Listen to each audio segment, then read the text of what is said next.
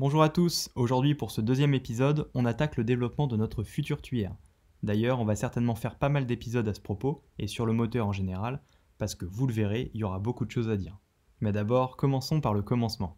Dans cette séquence, nous allons réaliser une ébauche de la future tuyère, en définissant les points suivants: 1. Le convergent, 2. Le divergent plus le système de fixation, et 3. Le col qui, je le rappelle, n'est d'autre que le passage le plus étroit de la tuyère.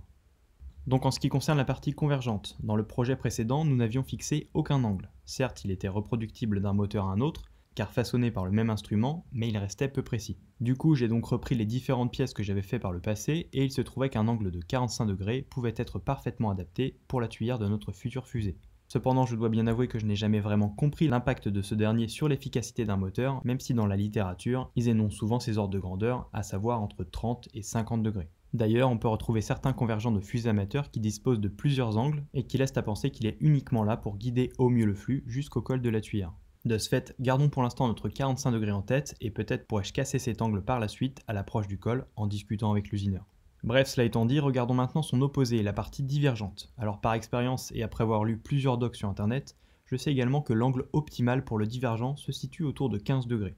Même si là encore les valeurs trouvées varient, mais on se fixera ça pour coter notre tuyère.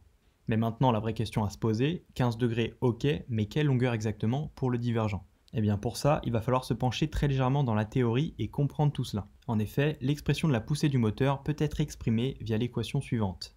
F est égal à P0 fois SC fois CF, où P0 représente la pression à l'intérieur de la chambre de combustion, qui sera très élevée, SC la surface au col que l'on va déterminer, et CF le coefficient de poussée. Or, c'est ce même coefficient qui dépendra directement des dimensions du divergent, et plus précisément du rapport SE sur SC, où SC, on l'a vu juste avant, représente la surface au col, et SE, la surface en sortie du divergent. Et donc plus ce rapport sera grand, plus CF augmentera, et donc plus la poussée sera importante. Autrement dit, et pour maximiser ce rapport SE sur SC à angle fixe, il nous suffira simplement d'augmenter la longueur du divergent pour maximiser ce rapport. Mais pour autant on ne pourra pas l'augmenter indéfiniment et la limite que l'on se fixera ne sera d'autre que le diamètre intérieur de ma butée jetable qui viendra se caler juste ici. Transition géniale d'ailleurs pour le futur système de fixation. En effet, cette butée sur laquelle viendra s'appuyer la tuyère reprendra et transmettra les efforts via des vis au corps du moteur. Cela pour éviter que cette dernière ne soit éjectée sous l'effet de la pression de la chambre de combustion. Et croyez-moi, de la pression, il va y en avoir.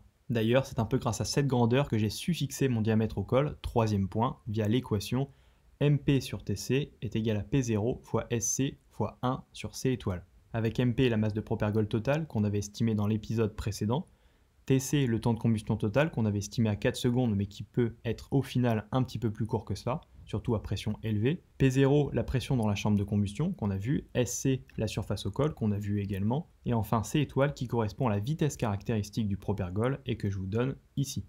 D'ailleurs, j'en avais parlé aussi dans une vidéo précédente, mais c'est une valeur qui vient directement, qui a été reprise directement du site de Richard Naka. Donc au final, si on reprend notre équation, on a 5 paramètres, et du coup ce que j'ai fait pour avancer, c'est que j'ai fixé ma surface au col SC dont on a parlé juste avant, en prenant un diamètre de 20 mm, ce qui m'a donné SC est égal à 3,14 cm², que j'ai réinjecté dans l'équation précédente, tout en isolant P0. Ce qui m'a donné une pression moyenne estimée, avec un temps de combustion total de finalement 3 secondes, de 85 bars. 85 bars de pression. Et ça, c'est juste énorme, et il se peut que l'on ne puisse pas faire brûler les 8,5 kg prévus dans le moteur final. D'ailleurs, quand on le testera, on n'augmentera que petit à petit la masse de propergol embarqué, notamment afin de limiter les risques d'explosion. Voilà, je pense avoir à peu près fait le tour de l'ébauche de la future tuyère, même s'il reste encore vraiment plein de choses à déterminer, comme la longueur totale ou encore le diamètre de cette dernière avec précision, mais tout cela on le verra quand on traitera de l'étanchéité du moteur, et pour cela il faudra patienter. En attendant, lâche un petit like en bas à gauche si ça t'a plu, et comme d'habitude, à très bientôt pour d'autres vidéos.